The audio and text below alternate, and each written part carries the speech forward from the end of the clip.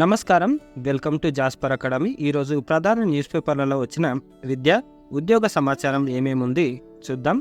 మొదటగా ఫైర్ డిపార్ట్మెంట్లో 1000 ఉద్యోగాలు త్వరలో భర్తీ చేస్తాం. ఇప్పటికే 2000 పోస్టులు ఫిలప్ చేసినాం. పోలీసులతో సమానంగా ఇన్సూరెన్స్, ఇతర సౌకర్యాలు.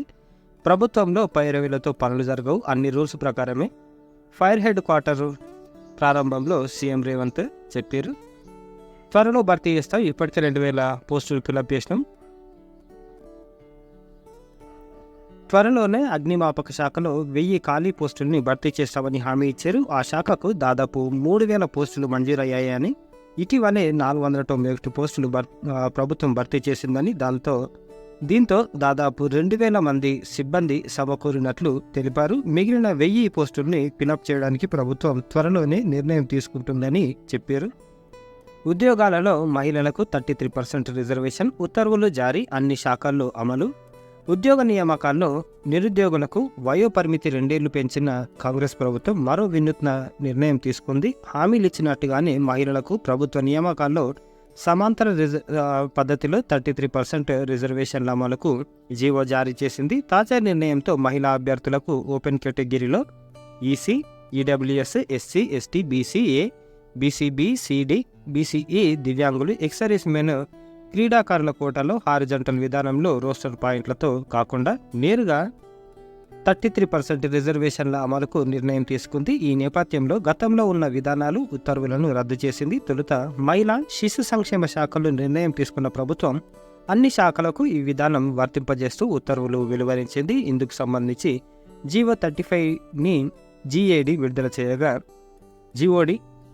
జీవో ఎంఎస్ నంబర్ 3ని ఈ నెల 30న మహిళా శిశు సంక్షేమ శాఖ విడుదల చేసింది. ఇది వరకు వర్టికల్ పద్ధతిలో కొన్ని పోస్టులను మహిళలకు రిజర్వ్ చేసేవారు. వీటికి మహిళలనే అభ్యర్థులుగా దరఖాస్తు చేసుకోవడం, ఎంపిక చేయడం జరిగేది. ఇకపై తాజా నిర్ణయం కారణంగా ప్రభుత్వ మార్గదర్శకాల మేరకు 33% రిజర్వేషన్లు అమలు చేయాల్సి ఉంటుంది. ఈ విధానాన్ని ప్రస్తుతానికి డైరెక్ట్ రిక్రూట్మెంట్ ప్రక్రియలో అమలు చేయాలని ప్రభుత్వం నిర్ణయం తీసుకోగా, ప్రభుత్వ విభాగాలు, ప్రభుత్వ రంగం సంస్థలు, రాజ్యాంగ నియామక సంస్థలు, ఎయిడెడ్ విద్యా సంస్థలు, స్థానిక సంస్థల్లో మహిళలకు సమాంతర రిజర్వేషన్లు అమలు కానున్నాయి. ఈ మేరకు సాధారణ పరిపాలన శాఖ జీవో 35ను విడుదల చేసింది. దీంతో ఇకపై అన్ని ప్రభుత్వ విభాగాలు, శాఖల్లో నియామకాల్లో మహిళలకు 33% రిజర్వేషన్లు అమలు చేసేలా ప్రభుత్వం చర్యలు తీసుకుంటుంది. సడలింపు కొందరికే వయోపరిమితి ఏజ్ ఎక్స్టెన్షన్ చేసిరు. మొన్న వయోపరిమితి పెంపులో పరిమితులు ఎన్నో. గ్రూప్ 1 యూనిఫామ్ పోస్టులకు లేదు. డిఎస్పీకి వర్తించని 2 ఏళ్ల పొడిగింపు. గత దరఖాస్తుదారులకు అవకాశం లేనట్లే గరిష్ట వయోపరిమితి సడలింపు అందరికీ వర్తింపజేయాలంటూ ఉద్యోగార్థులు డిమాండ్. నమస్తే తెలంగాణ నుంచి. గ్రూప్ 1 ఉద్యోగాలకు పోటీపడే అభ్యర్థులకు రేవంత్ సర్కార్ అన్యాయం చేసింది. గరిష్ట వయోపరిమితిని 2 ఏళ్లు పెంచినా అది కొందరికే పరిమితం చేసింది. డిఎస్పీ వంటి యూనిఫామ్ పోస్టులకు సడలింపు లేకపోవడంతో గతంలో గ్రూప్ 1కు దరఖాస్తు చేసుకున్న అభ్యర్థులు ఈ పోస్టులకు దూరం కానున్నారు. 503 గ్రూప్ 1 పోస్టుల భర్తీకి టీఎస్పీఎస్సీ 2022లో నోటిఫికేషన్ విడుదల చేశారు. ఏండ్లుగా నోటిఫికేషన్ లేకపోవడంతో అభ్యర్థుల వినతులను దృష్టిలో పెట్టుకొని యూనిఫామేతర పోస్టుల గరిష్ట వయసును గత సర్కారు 44 ఏళ్లకు పెంచింది. ఇదివరకే 34 ఏళ్లకు ఉండగా ఏకంగా 10 ఏళ్లు సడలించింది. యూనిఫామ్ పోస్టులకు 3 ఏళ్ల వయో పరిమితిని సడలింపించింది. ఫలితంగా గ్రూప్ 1 పరీక్షకు దరఖాస్తులు వెల్లువెత్తాయి. వివిధ కారణాలతో గ్రూప్ 1 క్యాన్సిల్ అయింది. మరి ఎట్లా నష్టం జరుగుతుంది అనంటే, పోలీసు శాఖలో డిఎస్పీ పోస్టులు 91 ఉన్నాయి. ఎంపీడీఓ పోస్టుల తర్వాత ఇవే ఎక్కువగా ఉన్నాయి. ఈ పోస్టులకు వయో పరిమితి 21 నుంచి 31 ఏళ్ళుగా ఉంది. గతంలో గ్రూప్ 1కు దరఖాస్తు చేసి ఈ 2 ఏళ్లలో 31 ఏళ్లు నిండిన వారు ఈ పోస్టులకు అవకాశం వదులుకోవాల్సిందే. జైళ్ల శాఖలో డిప్యూటీ సూపరింటెండెంట్ ఆఫ్ జైల్స్ పోస్టులు 2 ఉన్నాయి. ఈ పోస్టులకు 18 నుంచి 31 ఏళ్ల మధ్య వయసు వారు అర్హులు. వీటికి కూడా మినహాయింపు ఇవ్వలేదు. ఎక్సైజ్ శాఖలో అసిస్టెంట్ ఎక్సైజ్ సూపరింటెండెంట్ పోస్టులు 26 ఉన్నాయి.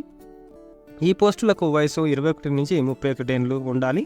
గ్రూప్ 1 నోటిఫికేషన్ తర్వాత 31 ఏళ్లు దాటిన వారు ఉద్యోగాలు దక్కించుకోవడం కష్టమే.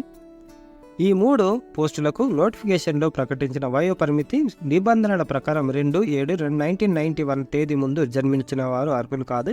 అంటే 1991 జూలై నుంచి 1993 జూలై మధ్యలో పుట్టినవారు తాజాగా ఈ 3 పోస్టులకు పోటీపడే అర్హతను కోల్పోతారు.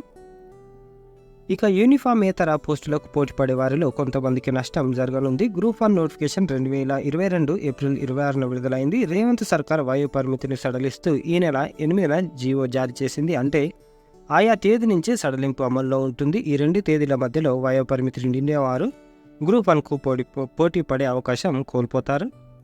ఇకపోతే ఎన్నికల కోడ్కు ముందే గ్రూప్ 1 షెడ్యూల్ విడుదల చేయాలి అని చెప్తున్నారు. యూనిఫామ్ పోస్టులకు వయో పరిమితి కూడా పెంచాలి, అందరికీ పెంచినట్టు పెంచాలి అని చెప్తున్నారు. మహిళలు లేకపోతే పురుషులతో భర్తీ, ప్రభుత్వ ఉద్యోగాలకు హారిజంటల్ రిజర్వేషన్ల అమల్లో సవరణ, రూల్ 2222A సవరణకు ఉత్తర్వులు జారీ చేసిన ప్రభుత్వ ఉద్యోగాల భర్తీలో హారిజంటల్ రిజర్వేషన్ల అమలు విధానాన్ని రాష్ట్ర ప్రభుత్వం సవరించింది. మహిళలకు హారిజంటల్ పద్ధతి రోస్టర్ పాయింట్ల పట్టికలో ప్రత్యేకంగా ఎలాంటి మార్కింగ్ లేకుండా ఉండే 33% రిజర్వేషన్లు అమలు చేయాలని నిర్ణయిస్తూ గతంలోని జీవో MS-3ను జారీ చేసే సంగతి తెలిసిందే. కాగా ఉద్యోగాల భర్తీ క్రమంలో నిర్దేశించిన పోస్టులకు సరైన అభ్యర్థులు లేని పక్షంలో వాటిని క్యారీ ఫార్వర్డ్ చేసే పద్ధతి, అంటే ఖాళీగా అట్లనే ఉంచడం ఇకపై ఉండబోదు. దీనికి అనుగుణంగా ప్రభుత్వం సవరణలు చేసింది. తాజా సవరణలో భాగంగా ప్రస్తుతం మహిళలకు 33% రిజర్వేషన్ ఉన్నప్పటికీ కమ్యూనిటీ రిజర్వేషన్ల కేటగిరీలో అర్హులైన మహిళా అభ్యర్థులు లేనప్పుడు ఆయా ఉద్యోగాలను పురుషులతో భర్తీ చేసే వెసులుబాటు కల్పించింది. ఈ మేరకు రాష్ట్ర సాధారణ పరిపాలన శాఖ తరపున జీవో కూడా జారీ చేశారు. ఈ ఉత్తర్వులను తక్షణమే అమలు చేయాలని అన్ని ప్రభుత్వ శాఖలకు, ఉద్యోగ నియామక సంస్థల TSPSCతో పాటు ఇతర బోర్డులకు కూడా పంపించారు. దీంతో ఏదైనా నోటిఫికేషన్లో నిర్దేశించిన అన్ని ఖాళీలను అదే సమయంలో తప్పనిసరిగా భర్తీ చేయాల్సి ఉంటుంది. కాబట్టి బ్యాక్లాగ్ పోస్టులు ఇక ఉండయన్నమాట. ఇకపోతే SC, ST తదితర కేటగిరీలో ఉద్యోగాలకు అర్హులైన మహిళా అభ్యర్థులు లేని సందర్భంలో అదే కమ్యూనిటీకి చెందిన పురుషులతో భర్తీ చేయడం వల్ల పోస్టులు ఖాళీగా ఉండే పరిస్థితి ఉత్పన్నం కాదు. మహిళలకు నిర్దేశించిన పోస్టులు పురుషులతో భర్తీ చేస్తే మహిళలకు దక్కాల్సిన 33% దక్కకుండా పోతాయనే అభిప్రాయం వ్యక్తమవుతుంది. నియామకాల ప్రక్రియలో దీర్ఘకాలికంగా పరిస్థితిని పరిశీలిస్తే మహిళలకు అతి తక్కువ సంఖ్యలో పోస్టులు దక్కుతాయనే వాదన కూడా వినిపిస్తుంది. అంటే ఇక్కడ విషయం ఏంటిది అంటే అక్కడ క్యాండిడేట్స్ లేకపోతేనే పురుషులకు ఇస్తారంట, అది గుర్తుపెట్టుకోవాలి.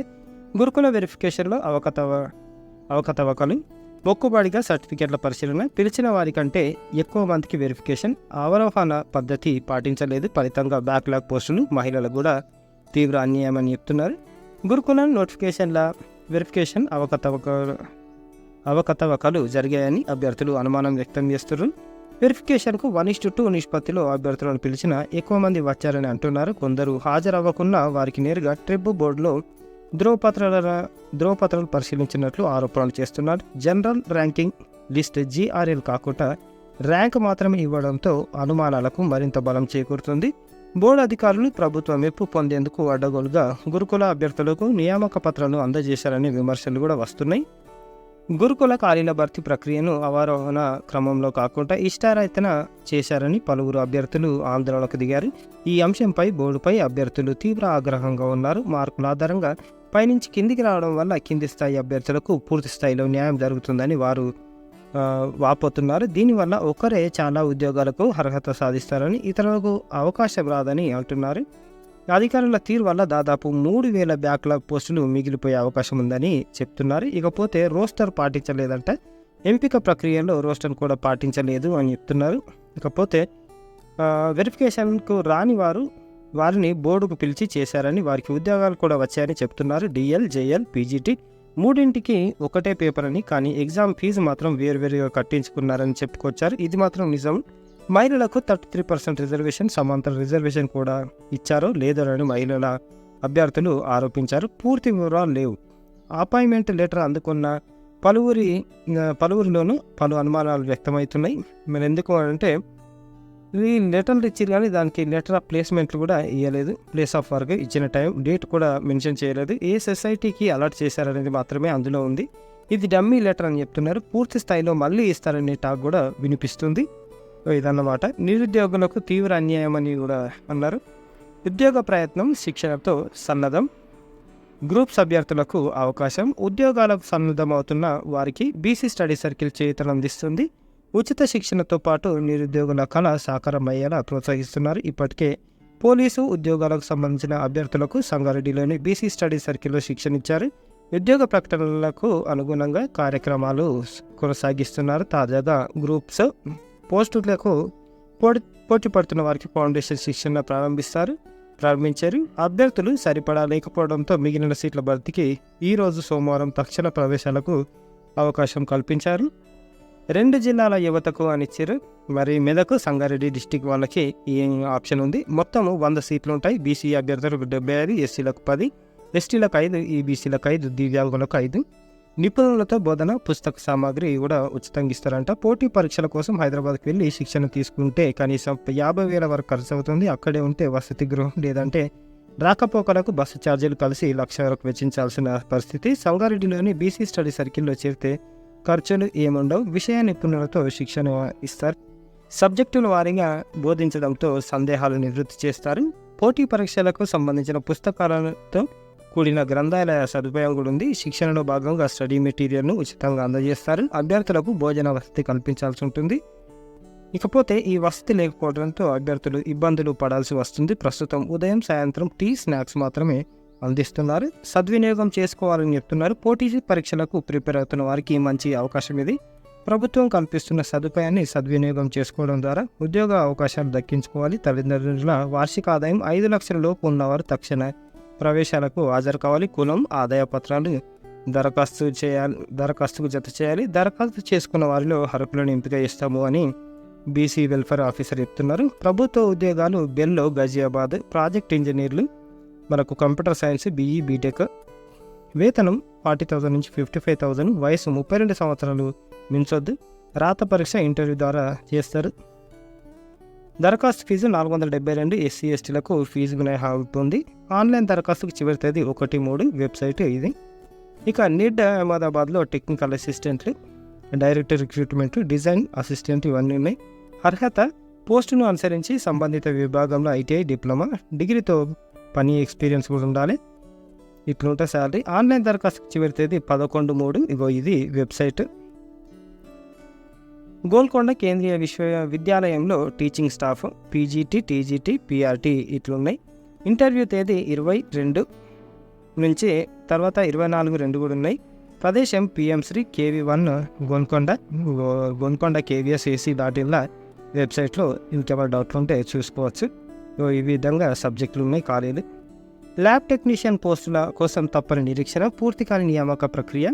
రాష్ట్రంలో ల్యాబ్ టెక్నీషియన్ల నియామక ప్రక్రియ 7 ఏళ్లుగా వాయిదా పడుతూ వస్తుంది. ప్రస్తుత ప్రభుత్వం చొరవతో ఈసారైనా నిరీక్షణకు తెరపడుతుందని అభ్యర్థులు ఆశిస్తున్నారు. గత ప్రభుత్వం 2017 డిసెంబర్ 18న ఆరోగ్య శాఖలోని 3 విభాగాల్లో 395 పోస్టులు ఇచ్చారు. అయితే టీఎస్పీఎస్సీ ద్వారా చేపట్టిన ఈ నియామకాలకు రాష్ట్ర వ్యాప్తంగా 11,984 మంది దరఖాస్తు చేసుకున్నారు. 2018 మే 11న నిర్వహించిన కంప్యూటర్ బేస్డ్ ఎగ్జామ్కి 9,192 మంది హాజరయ్యారు. 6 నెలల వ్యవధిలో ప్రక్రియ పూర్తయి ఫలితాలు విడుదల అవుతాయనుకున్న తరుణంలో తాత్కాలిక పొరుగు సేవల్లో ఎల్టీలుగా పనిచేస్తున్న కొందరు కోర్టుకు వెళ్లడంతో నిలిచిపోయాయి. దాదాపు 5 ఏళ్ల తర్వాత భారత ప్రభుత్వం సమస్యలను అధిగమించి 2023 జూన్ 8న మెరిట్ జాబితా విడుదల చేసింది. తర్వాత ఎన్నికలు రావడంతో ఈ విషయం మళ్ళీ ఎటు కాకుండా అయిపోయింది. ఈ ఏడాది ఫిబ్రవరి 3న సంబంధిత ఉద్యోగాలకు మరో 36 మందిని ధ్రువపత్రాల పరిశీలన చేయించుకోలేదని గుర్తించి ఆ ప్రక్రియను పూర్తి చేసింది. ఇక ఎలాంటి ఆటంకాలు లేకపోవడంతో తుది ఫలితాలు వెల్లడవుతాయని అభ్యర్థులు ఆశిస్తున్నారు. ఇకపోతే వేలల్లో ఖాళీలు ఉన్నాయి, చాలా ఖాళీలు ఉన్నాయి. అది తొందరగా భర్తీ చేస్తే బాగుంటుంది. డిఎస్సి దరఖాస్తులకి ముప్పు తిప్పలు అని పొరపాట్లు జరిగితే అభ్యర్థులపై ఫీజుల బాధుడు. పేద పిల్లలతో ప్రభుత్వం వ్యాపారమా? స్థానికేతర ఐచ్ఛికం ఎంపిక చేస్తే కనిపించని జిల్లాలు, జోన్ల జాబితా. ఉపాధ్యాయ నియామక పరీక్ష డిఎస్సికి దరఖాస్తు చేసేందుకు అభ్యర్థులు ముప్పు తిప్పాలు పడాల్సి వస్తుంది. ఎన్నికల ముందు ఎలాంటి కసరత్తు లేకుండా హడావిడిగా ప్రకటన విడుదల చేసి అభ్యర్థుల సహనాన్ని పరీక్షిస్తుంది. ఫిర్యాదు చేయాలంటే సహాయ కేంద్రాల ఫోన్లు సక్రమంగా పనిచేయవు. తప్పులు వస్తే సరిచేయడానికి ఐచ్ఛికం అంటే ఆప్షన్ ఇవ్వకుండా మరోసారి 750 ఫీజు కట్టి దరఖాస్తు చేసుకోవాలని సూచిస్తుంది. ఇది ప్రభుత్వమా, ఓ ప్రైవేటు వ్యాపార సంస్థన? ఏ రాష్ట్రంలోనైనా ఇలాంటి దుస్థితి ఉందా? ఒక అభ్యర్థి దరఖాస్తు సమయంలో పొరపాటున తప్పుడు సమాచారం నమోదు చేస్తే మరోసారి ఫీజు కట్టాలంటే నిరుద్యోగుల ఆర్థిక పరిస్థితి ఎలా ఉంటుందో ఆలోచించరా అని అభ్యర్థులు ప్రశ్నిస్తున్నారు.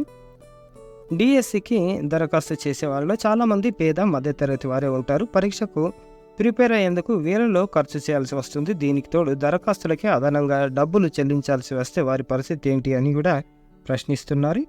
స్థానికత స్థానికేతర కనిపించదు అని కూడా ఉంది. డిఎస్సిలో అభ్యర్థులు ఎక్కువ పోస్టులు ఉన్న జిల్లాలో పరీక్ష రాసేందుకు ప్రాధాన్యం ఇస్తారు. అది జనరల్గా ఇలా దరఖాస్తు చేసేటప్పుడు స్థానికేతర ఆప్షన్ ఎంపిక చేసుకోవాలంటే 13 జిల్లాల పేరు చూపించాలి. కానీ దరఖాస్తులో స్థానికేతర అనే ఐచ్ఛికం ఒకటే వస్తుంది. జిల్లాల జాబితా చూపించడం లేదు. దీంతో అభ్యర్థులు ఆందోళనకు గురవుతున్నారు. రాష్ట్ర వ్యాప్తంగా సెకండరీ గ్రేడ్ టీచర్ SGT 2280 పోస్టులు ఉంటే ఒక్క కర్నూలు జిల్లాలోనే 1022 పోస్టులు ఉన్నాయి. ఒకవేళ వేరే జిల్లా అభ్యర్థి ఈ జిల్లాలో మెరిట్ కోట 15% కింద దరఖాస్తు చేసుకోవాలంటే అవకాశం లేకుండా పోయింది. ఇలా స్కూల్ అసిస్టెంట్ ఇతరత్ర వాటిల్లోనూ స్థానికేతర కోటలో దరఖాస్తు చేసుకునేందుకు జాబితా కనిపించాలి. కానీ ప్రభుత్వం తీసుకొచ్చిన ఆన్లైన్ దరఖాస్తులో ఈ సదుపాయం లేకుండా పోయింది అని అభ్యర్థులు ఆందోళన చేస్తున్నారు. పోస్ట్ గ్రాడ్యుయేట్ టీచర్లు, ట్రైన్డ్ గ్రాడ్యుయేట్ టీచర్లు పోస్టులు జోనల్ స్థాయిలో ఉన్నాయి. ఒక జోనల్లో ఉన్నవారు మరో జోన్లో దరఖాస్తు చేసుకుంటారు. స్థానికేతర కోట కింద దరఖాస్తు చేస్తే అన్ని జోన్లు కనిపించాలి. అప్పుడు అభ్యర్థి ఏదో ఒక జోన్ను ఎంచుకుంటారు. డిఎస్సి దరఖాస్తులో స్థానికేతర ఆప్షన్ వస్తుందే తప్ప జోన్ల జాబితా చూపించడం లేదు. దీంతో పోస్టులకు దరఖాస్తు చేసేవారు ఆందోళనకు గురవుతున్నారు. మరి డబ్బులు చెల్లిస్తున్న ఐడి రావడం కూడా లేదంట. ఇది చూసుకోవాలి.